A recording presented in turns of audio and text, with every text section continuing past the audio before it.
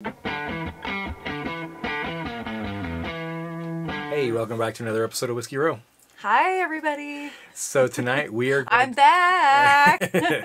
So tonight we're going to be diving into find some bourbons that Jamie might like that she hasn't discovered yet. And I've created a methodology that I think is going to work. We'll find out here shortly. Jamie doesn't know what that methodology is. I don't know what we're doing tonight, so... So she is being a good sport and playing along tonight. If I don't like it, I'm just going to walk out. That's true, she will. So in front of Jamie tonight, we have the 1910 from Old Forester, which is her first and beloved bourbon. And then she also has the Metcalf's Maple Finished Bourbon. So now she's discovered two whiskeys that she loves. But what we're going to be doing tonight is we're going to actually Am I drinking these? You're going to drink a little bit of the 1910. But that's not you're not going to touch the Metcalf's. But what we're going to be doing is basically, I've got bottles that you're going to go through. And I'm going to taste them. I'm going to describe them for folks at home. And then you're going to taste them. And all we need from you, Jamie, after you've sampled it and you know whether you even could consider drinking that one or not, thumbs up, thumbs down. That's it. Okay. Okay. That sounds pretty easy. But the thing is all of the ones in this video that thumbs up are going to go into a future bracket competition for Jamie to find her favorite bourbon. It's going to be a lot shorter than my favorite bourbon series. Because I don't think we're going to find 25 bourbons on this planet or 25 whiskeys on this planet that you're going to like. But we're going to hopefully find maybe 10 or 12.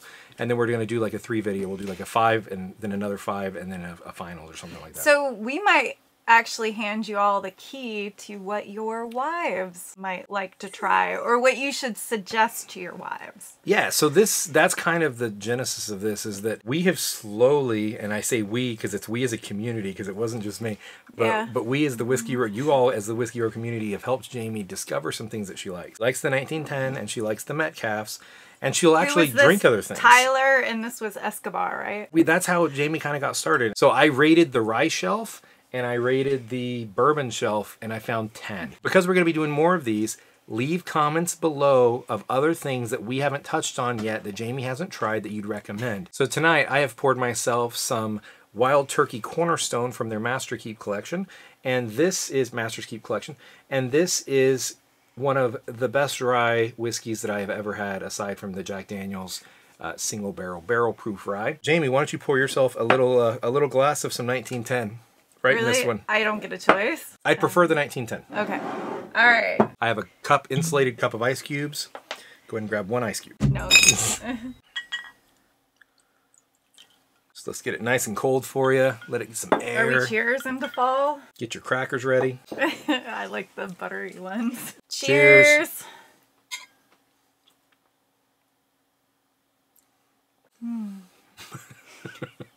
I ain't gonna lie, I'm a little anxious about all this. I know now when I come to the speakeasy that I'm gonna have to start pulling some weight and start trying different things. Well, if we're gonna pay you the big bucks here on Whiskey Row, then you gotta carry the weight. Are you getting close to the bottom of that 1910? Am I supposed to drink the whole thing? Uh-huh.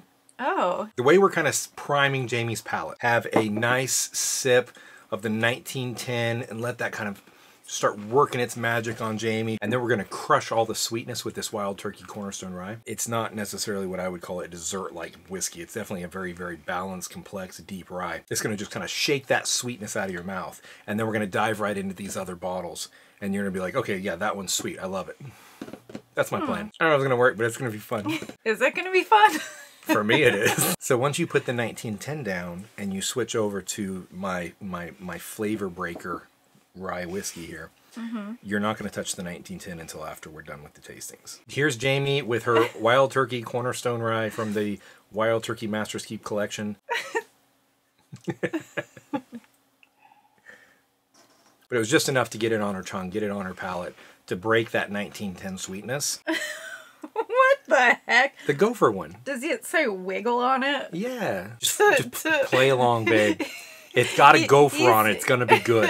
This was a gift from Colby. So first up tonight is Phil's Shadow. It's a 92 proof rye whiskey finished in maple syrup barrels. If it's mapley, then I'm in. And I'm going to pour a ½ ounce of each. So on the nose, there's a little bit of a green hay, kind of an earthiness, a little bit of vanilla, a little bit of caramel. Starting to look up. There's a hint of a chocolate on it too. Oh, okay. I know it's finished in maple syrup, but I don't really get a maple. So it's definitely a rye. You can tell a little bit of rye. But on the palate, On the nose, I got no maple, but on the palate, I'm getting a really good maple to go along with that rye. So I think I'm gonna like it. I think you're gonna like this one. Cool. Wiggle the squirrel is working for David. So It's Puxatawny Phil Wiggle the gopher from Groundhog Day. Wiggle the gopher. You can do the honors. It's Bernie. Bernie, okay. I like it. But do I taste like some kind of weird lavender? And I don't taste the maple that much, but I taste something like on the verge of maple. Yeah. It's good. It's light. Yeah, so for me, this one tastes more like a rye whiskey with a hint of maple, whereas the Metcalf's maple bourbon is like maple bourbon. I think it's like a floral taste though. Like fruity and floral. I actually like it. I don't love it. I love these. I like this. I mean, it's easy. It was really light. And whatever's left over, we're just going to dump in here and dump down the drain. So next up is Jefferson's Reserve Twin Oak Custom Barrel. The reason why I keep looking at the bottle is because the bottles kind of intrigue me a little bit. So on this, I'm getting a little bit of a dusty barrel. And then under that, kind of a dark caramel. And just a hint of herbalness. It's not dessert, but it's kind of in the vein of a dessert.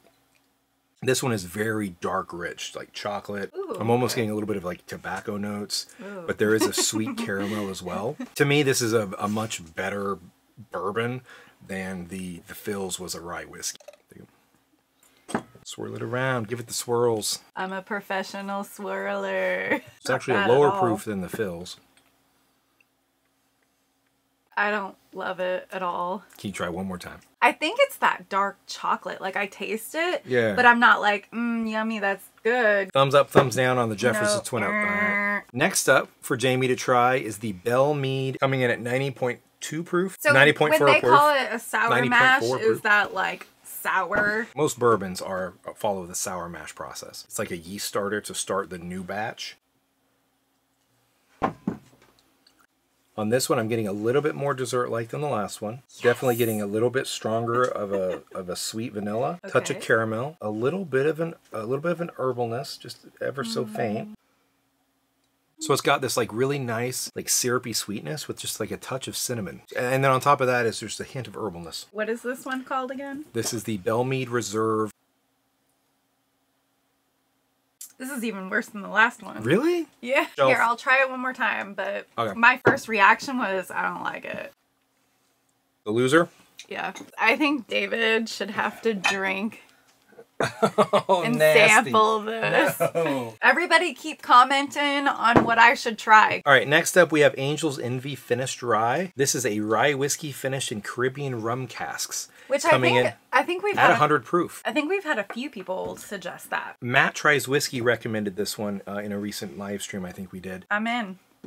On the nose, I'm getting a little bit of kind of a molasses sugar with kind of a green hay. The nose is not the greatest to me. The palate, on the other hand, wow. Like, wow, Jamie's gonna love this, or wow, I like this. It's like Cinnamon Toast Crunch cereal. Oh, I think the last one you really said good. Cinnamon, and I think that's what I didn't like about it. This is different than that. All right. I think she okay. I think she's gonna like this one. I think this is gonna be a thumbs up. I smell some kind of sweetness right away. That's really good.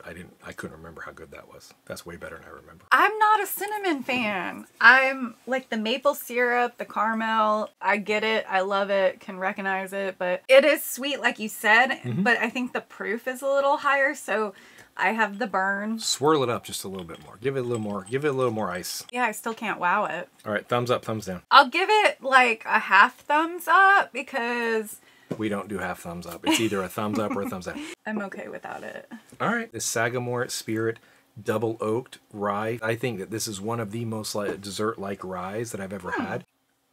The nose on this, I'm getting a little bit of like a butterscotch and some maple syrup. A touch of very, very light touch of vanilla. Kind of floral on top of that from the rye. It's like taking a flower and then covering it in caramel. It's just beautiful. It's really, really good. So I think Jamie's going to like this one. I can kind of smell the butterscotch. Okay. I want a divorce. Oh! That bad? Yeah, what is that? It's weird. Thumbs down. Blanton's Single Barrel Bourbon. Well, it's 93 proof, and everybody says it's a smooth sipper, so there shouldn't be any spiky notes. There shouldn't be much that you don't like. Now, whether it's sweet enough for you, I think is a different topic. I had to include it because at some point she has to try Blanton's, and I don't think she's ever tried it. It smells pretty good on the nose. There's nothing exceptional about it. It's just nice. To me, it's got a very easy proof at 93. It even drinks it. Hardly drinks that. Just this nice level sweetness with just a titch of herbalness, a hint of cinnamon.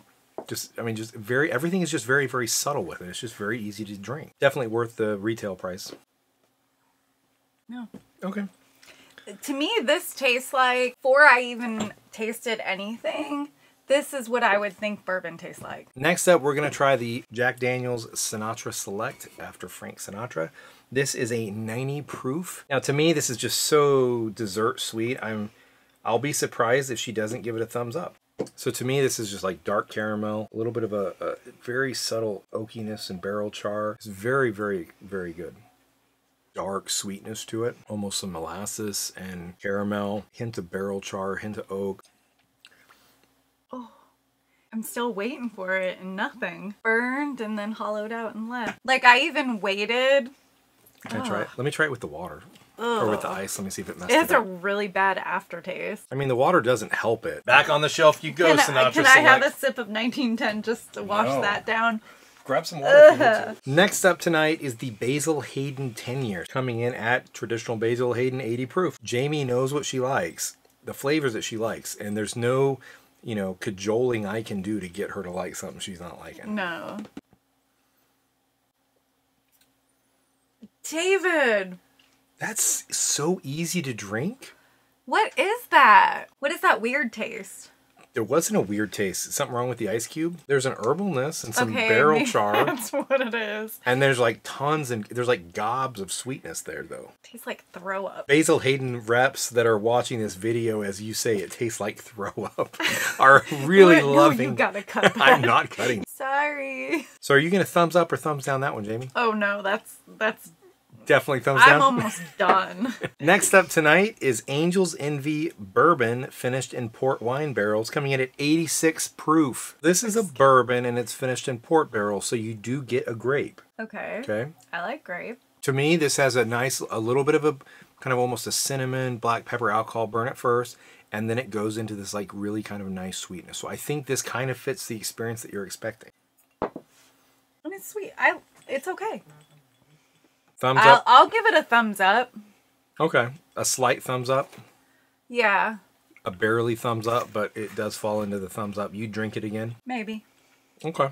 All right. We'll take it. I think it was Catherine that recommended this one. All right. Last one of the night, Jaime. The Whistle Pig 12-year Old Cask Rye. Or Old World Rye. Whistle Pig? So this is a wine-finished rye coming in at 86 proof.